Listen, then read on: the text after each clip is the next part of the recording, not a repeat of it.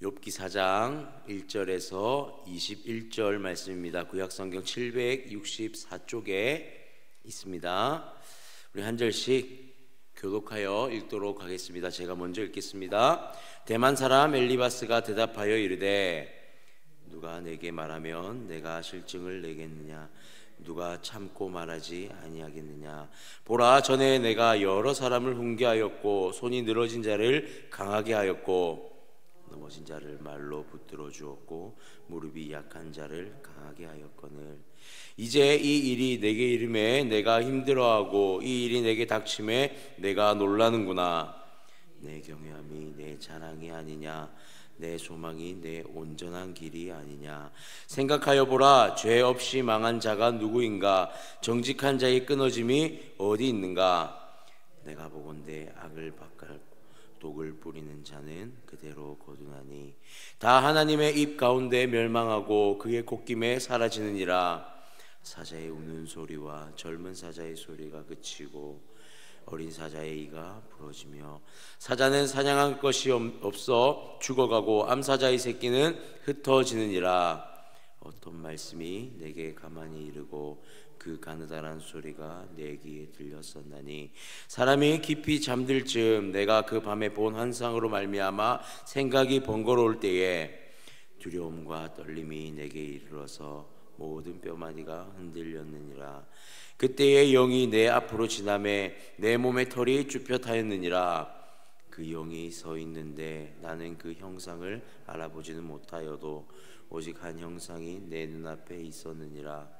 그때에 내가 조용한 중에 한 목소리를 들으니 사람이 어찌 하나님보다 의롭겠느냐? 사람이 어찌 그 창조하신 이보다 깨끗하겠느냐?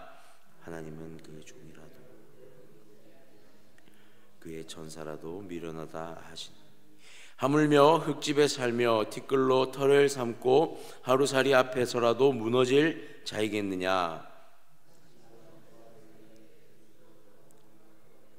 영원히 사라지되 기억하는 자가 없으리라. 다 같이 읽겠습니다. 장막줄이 그들에게서 뽑히지 아니하겠느냐? 그들은 지혜가 없어 죽느니라. 아멘. 광고 말씀드리겠습니다. 오늘은 화요일입니다. 양육훈련이 매일 매주 화요일마다 진행되어지는데요. 오전에 있을 이 양육훈련에 참여하는 모든 성도님들 하나님의 은혜가 있기를 기도해 주시고, 또한 말씀 전하시는 우리 목사님들 하나님의 은혜 가운데 말씀의 선포함이 강력하게 있기를 기도 부탁드리겠습니다. 또한 오후에는 화요전도대가 있습니다. 매주 화요일 오후에 화요 전도대로 이렇게 나가는데, 특별히 행복나눔 축제를 준비하면서 아파트 전도가 지금 오늘부터 진행되어집니다. 30분 일찍, 기존에는 2시에 진행되어졌는데요, 1시 30분에 교회에서 출발한다고 합니다. 많은 참여 부탁드리고요, 손이 많이 부족하기 때문에 함께 모이셔서 아파트에 전도하는 그 일에 함께 동참해 주시기를 부탁드리겠습니다.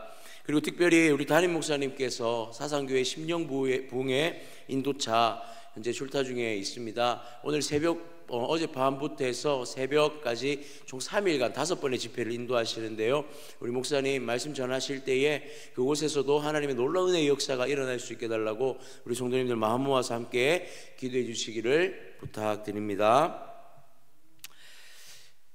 우리가 살아가다 보면 누구에게나 어려운 일들, 고난이라는 순간이 우리의 인생 가운데 경험되어지게 됩니다.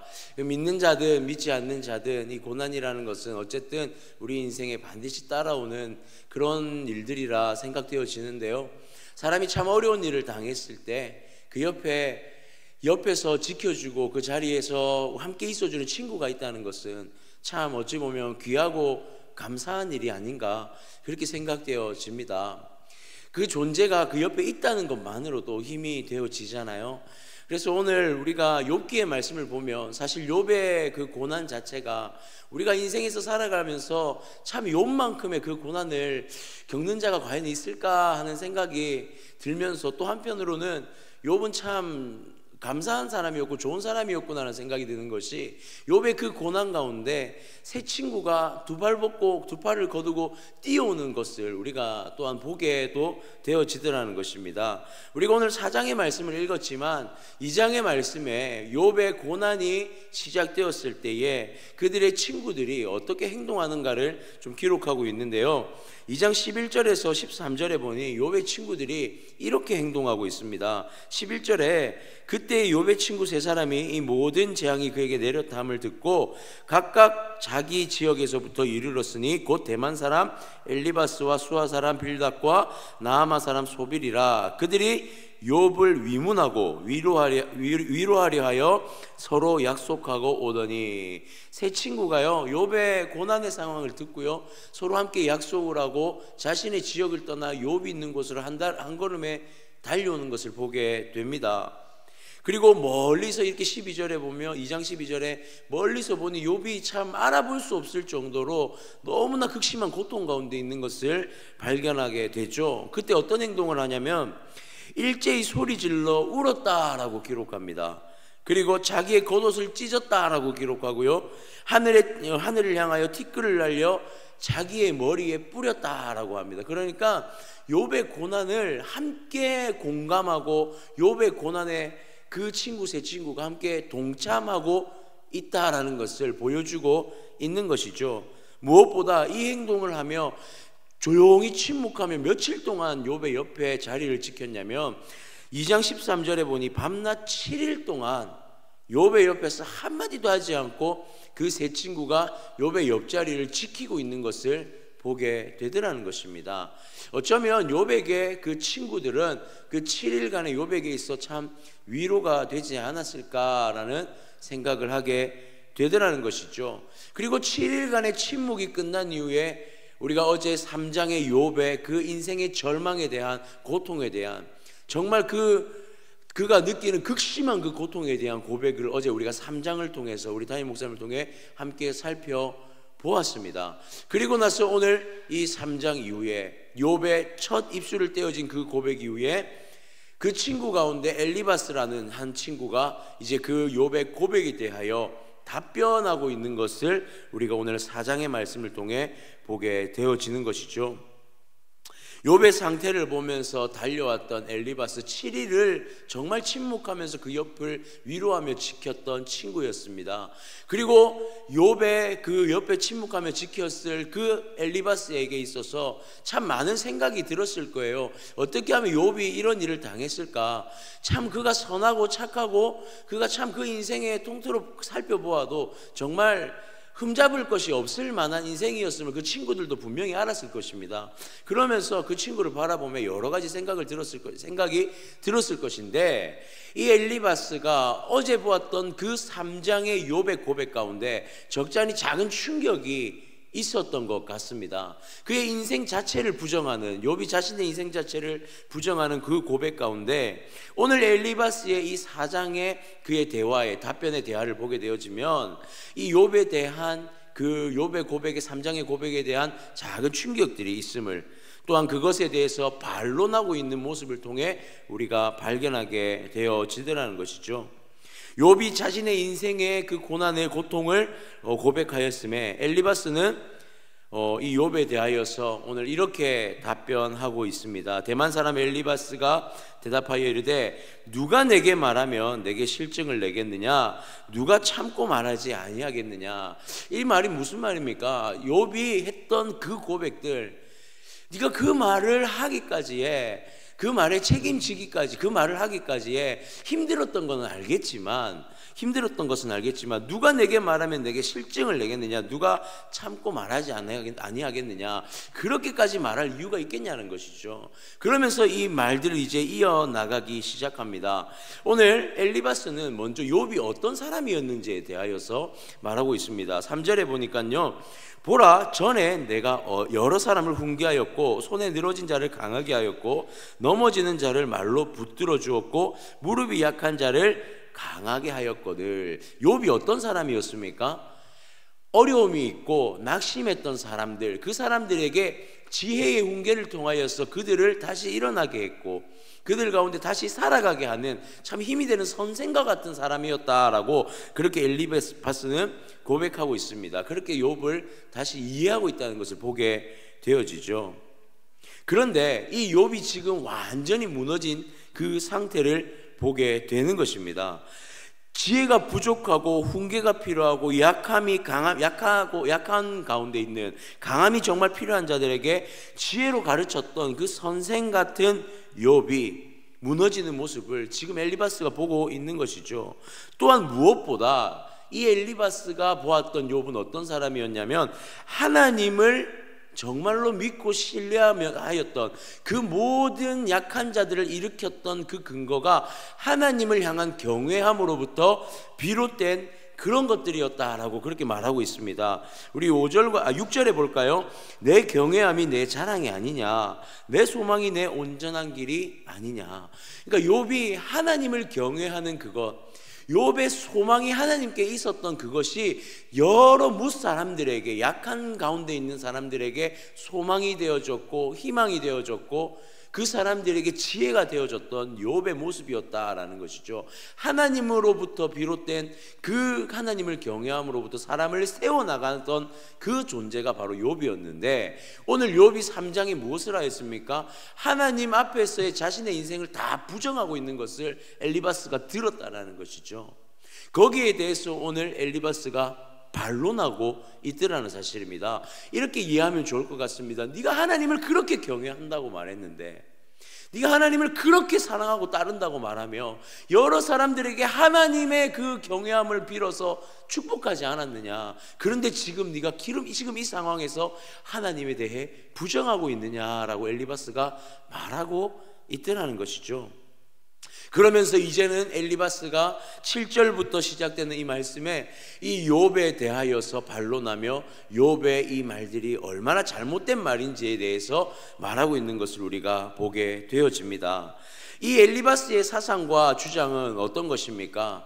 바로 이 인과응보라는 사상이 뒷받침되어 있는, 바닥에 깔려 있는 그런 사상을 가지고 이 욥에 대하여서 반론하고 있는 것을 보게 되는데요. 7절에 보십시오. 생각하여 보라, 죄 없이 망한 자가 누구인가? 정직한 자의 끊어짐이 어디 있는가? 8절에 내가 보건대 악을 밭갈고 독을 뿌리는 자는 그대로 거두나니. 지금 이 말씀이 무엇이냐면 욥, 내가 하나님을 원망하느냐? 욥, 내가 하나님을 지금 탓하고 있느냐? 어쩌면 지금 너에게 그 일어난 일들이 욥 본인의 잘못으로 인하여서, 내가 하나님 앞에 온전치 못함으로 인하여서 일어나는 일이라고는 생각하지 않느냐라는 것입니다. 인과응보이죠. 인과응보. 한 사람의 너의 그 잘못이 결국에는 현실의 결과물로 나타난 것이지 않느냐라고 말하고 있는 것입니다. 여러분, 엘리바스의 말은요, 단편적으로 들어보면 틀린 말이 아닙니다. 왜냐하면 성경에서도 이 인과응보와 같은 내용들이 분명히 기록되어져 있습니다. 시편 126편 6절에 보게 되어지면요, 울며 씨를 뿌리러 나가는 자는 반드시 기쁨으로 그 곡식의 단을 들고 가지고 돌아오리라 라고 기록합니다. 기쁨으로 씨를 뿌리면 무엇을 거둡니까? 곡식의 단을 가지고 돌아오는 것이 일반적입니다. 악을 뿌리는 자는 재앙을 거두리니 그 분노의 기세가 쇠하리라. 잠언 22장 8절에 보면 악을 뿌리는 자는 무엇을 거두죠? 재앙을 거둔다라고 말합니다. 이 엘리바스의 말은요, 굉장히 일리가 있는 말일 수가 있습니다. 선한 삶을 사는 자의 소망이고 선한 삶을 사는 자에게는 기쁨의 단을 거두는 것이 마땅하고요, 악의 씨를 뿌리는 자에게는 재앙을 거두는 것이 마땅한 것입니다. 그것은요, 하나님께서 공의의 하나님이라는 사실을 드러내는 말씀이거든요. 일리가 있는 말씀이죠. 그러니까 오늘 엘리바스는 욥이 하나님 앞에서 그 당한 이 모든 고난이 네가 지은 죄 때문에 받은 고난이다라고 엘리바스는 분명히 말하고 있는 것입니다. 하나님을 탓하지 말라는 거예요. 그것은 네가 이 한 행동에 대한 결과물이다라는 것이죠. 그러나 오늘 이 엘리바스의 욥을 향한 이러한 해석과 욥의 삶에 대한 고난 해석은 아주 큰 오류가 있다는 사실을 우리는 발견할 필요가 있다는 사실입니다. 엘리바스가 오늘 당당하게 고백하고 있는 그 인과응보와 같은 욥에게 일어난 일들이 사실은 엘리바스의 개인적인 사상에 의한, 개인적인 생각에 의한 추론일 뿐이었다라는 사실이죠. 그것이 무엇을, 어떤 근거로서 우리가 이렇게 볼 수가 있습니까? 사실 엘리바스는 욥이 죄를 지었다는 사실을 눈으로 본 적이 없습니다. 사실 엘리바스는요, 욥이 어떤 인생을 살았는지 그는 또한 앞서서 욥의 인생에 대해서 그가 먼저 증명해주고 있었습니다. 욥이 하나님 앞에서 사람들을 세워나가고 지혜로서 그들을 위로하며 격려했던 사람이라는 것을 스스로의 입으로 고백했죠. 그리고 욥이 어떤 죄를 지어서 이 죄를 당하는지, 이 악함을 당하는지, 이 고난을 당하는지를 엘리바스는 눈으로 본 적이 없습니다. 그러니까 자신이 가지고 있는 사상으로 욥을 판단하고 평가하고 있더라는 것이죠. 그 판단과 평가로서 욥을 정죄하고 있는 그런 모습이, 그런 것이 바로 오늘 엘리바스의 이 말이었다라는 사실입니다. 또한 우리가 이 욥에 대해서 볼 때에, 욥에 대하여서 엘리바스가 너의 죄로 인한, 이 인간보로 인한 것이다 라고 말할 때 이것은 하나님에 대한 정말 잘못된 이해이기도 했다라는 사실입니다. 하나님은 공의와 정의의 하나님이 맞습니다. 그러나 그 하나님의 공의와 정의에는 무엇이 뒷받침되어져 있습니까? 하나님의 사랑이 뒷받침되어져 있다라는 사실이에요. 하나님은 그저 칼같이 끊어내고, 하나님은 그저 칼같이 제해버리고, 너의 죄가 이러하니 너는 반드시 이런 재앙을 당할 것이다 라고 하나님은 그렇게 단정적으로 모든 것을 해결해 버리시는 그런 공의와 정의의 하나님이 아니라는 사실입니다. 하나님의 공의와 정의에는 무엇이 있습니까? 반드시 용서와 품는 사랑이 전제되어져 있다는 사실이에요. 전제되어져 있다는 사실이에요. 사랑하는 성도님들, 우리가 받는 고난이 정말로 우리가 짓는 모든 죄에 대한 대가라고 생각하십니까? 그렇지 않지 않습니까? 우리가 받는 모든 고난이 정말 우리가 살아가면서 짓는 모든 죄에 대한 대가라면, 그 대가로서 우리가 고난을 받는 것이라면 우리의 인생에 소망이 있겠습니까? 우리의 인생에 정말로 소망과 기쁨이 있을 수 있겠습니까? 이렇게 한번 생각해 보았으면 좋겠습니다.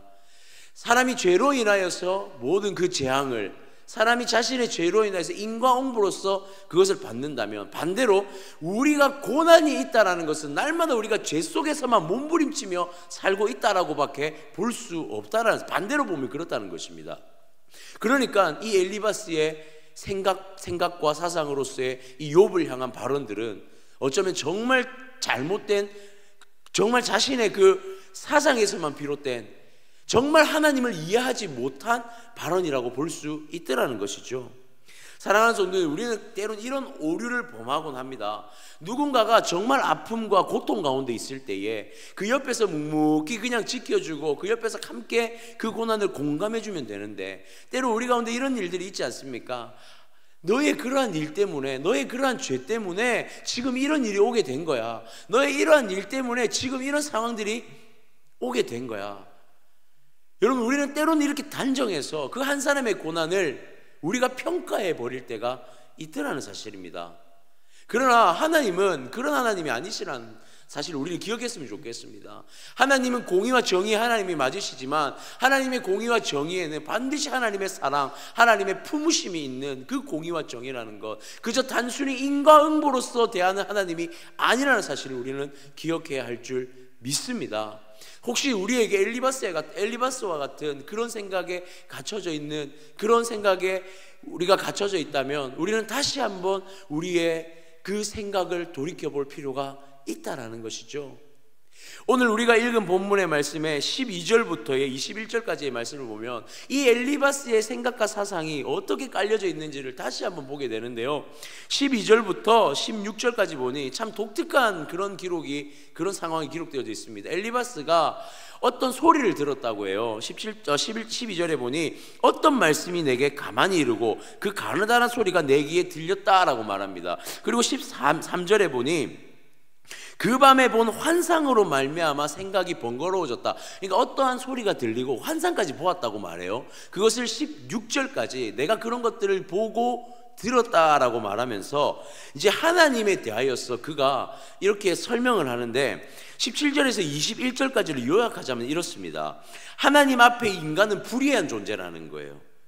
엘리바스의 사상 가운데 하나님 앞에 인간은 불의한 존재이고 하나님에게 있어 피조물은 천사조차도 불의한 존재다라고 그렇게 설명하고 있습니다. 그래서 어차피 하나님은 천사도 인간도 그렇게 신뢰하지 않기 때문에 인간이 죄를 지으면 하나님은 반드시 그것을 재앙으로 응답하는 하나님이다라고 그렇게 자신이 이해하고 있는 사상과 가치를 욥에게 드러내고 있는 거예요. 드러내고 있는 거죠. 우리 하나님이 그러신 분이십니까? 아니라는 사실입니다. 우리 하나님은요, 그런 하나님이 아닙니다. 우리 하나님은 정말 사랑을 근거로 우리를 바라보시고 그 고난 자체가 우리의 죄 때문이 아니라 때로는 특별한 하나님의 계획과 섭리 안에 우리가 그 고난을 맞이하게 될 수도 있다라고 말씀하신다는 것이죠. 사실 1장에서부터 보면 욥의 이 고난은 어디서부터 비롯되었습니까? 욥의 그러한 인력으로는 해결할 수 없는 것으로부터 시작된 고난이었습니다. 천상에서부터 시작된 고난이었다라는 사실이에요. 그러나 오늘 엘리바스는 그 상황을 고려하지 않은 자신의 생각으로 모든 상황을 판단하고 하나님까지도 판단하고 있더라는 사실입니다. 사랑하는 성도님들, 오늘 한 날을 살아가다 보면요, 우리에게 정말 상상치 못한 일이 벌어질 수도 있습니다. 오늘 한 날을 살아가다 보면 우리가 우리 삶에서 어떤 고난이 다가올지 우리는 다 알 수가 없습니다. 우리가 어떻게 우리의 삶의 오늘의 지금 이 시간 이유를 다 알 수 있겠습니까? 그렇기 때문에 우리는 우리의 삶을 우리의 생각으로 판단해서는 안 된다라는 것입니다. 때로는 우리의 삶에 하나님께서 요구하시는 하나님의 그 계획 안에 우리가 알지 못할 일들이 우리 가운데 펼쳐질 수 있다는 사실을 우리는 기억했으면 좋겠습니다. 그러면서 오늘 한날에 일어날 모든 일들이 어쩌면 하나님의 섭리 가운데 우리가 알지 못한 하나님의 놀라운 계획으로 일어나는 일일 수 있다는 사실을 기억하면서 어쩌면 우리가 하나님의 사랑 안에 머물러 있다는 것을 상황 때문에 망각하거나 상실하지 않는, 오히려 우리 가운데 놓여지는 모든 고난의 상황이 하나님으로부터 비롯된 하나님의 놀라운 계획의 한 걸음일 수 있다는 사실을 기억하기를 소망합니다. 사랑하는 성도님들, 오늘 하루 살아가시면서 어떤 일이 있든지 우리가 하나님 안에 있다는 사실을 잊지 않고 살아가기를 소원합니다.